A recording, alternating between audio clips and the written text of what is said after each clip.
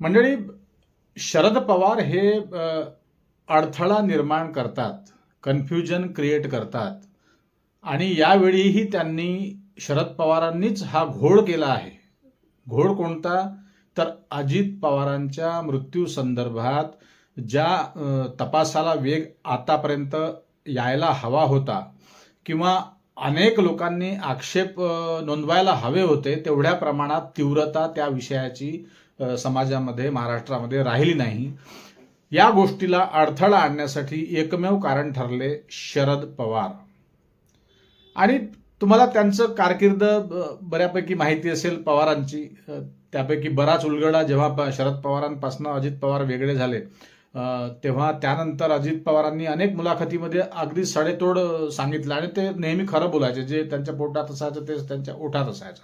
आता त्या दिवशी या काकांना, या शरद पवारांना एवढी घाई कशाची आली होती हे स्टेटमेंट करायचे की हा घातपात नाही, हा अपघातच आहे. ते त्या घटनास्थळावर गेलेही होते शरद पवार आल्याबरोबर, पण त्यांना तिथे त्या मातीला आणि त्या राखेला बघून त्यांना काय असं वाटलं असेल की त्यांनी कसा काय असा 1 मिनिटात अंदाज बांधला आणि त्यांनी आपलं स्टेटमेंट करून टाकलं. ते स्टेटमेंट केल्यानं बघा, आक्रमकता टळली, अफरातफरी मचली असती, ते टळलं, तो भाग वेगळा आहे. पण थोडं थांबून जायचं होतं. मग त्या दिवशी काहीच बोलायला नको होतं, कुठल्याच प्रकारचं स्टेटमेंट द्यायला नको होतं. 2-3 दिवस थांबून जायचं होतं दुखवटा आटपेपर्यंत. पण त्यांनी घाईने हे स्टेटमेंट केल्यानं प्रॉब्लेम काय झाला मंडळी माहिती आहे का? बघा, सत्ता पक्षाचं काय असतं की आता कुठल्याही तपासाला वेग कुणामुळे येईल तर सत्ता पक्ष सांगेल तेव्हाच, मुख्यमंत्री सांगेल तेव्हाच. म्हणजे जोपर्यंत त्यांचा रेटा राहील, तर रेटा काय कुठल्या विरोधी पक्षाचं थोडी ऐकणार आहे. कुठलेही जे काही तपास यंत्रणा असेल ते सगळ्यात जास्त फास्ट तपास करायचा तर मुख्यमंत्र्यांना स्वतः सांगावं लागेल.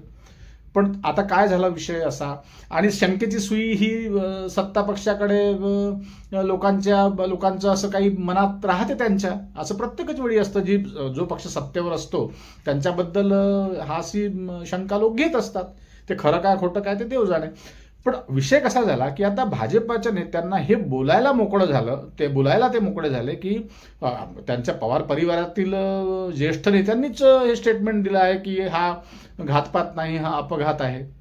त्यामुळे तपास यंत्रणेला जो वेग हवा होता, जो स्पीड हवा होता, तो कुठेतरी खुंटला मंडळी.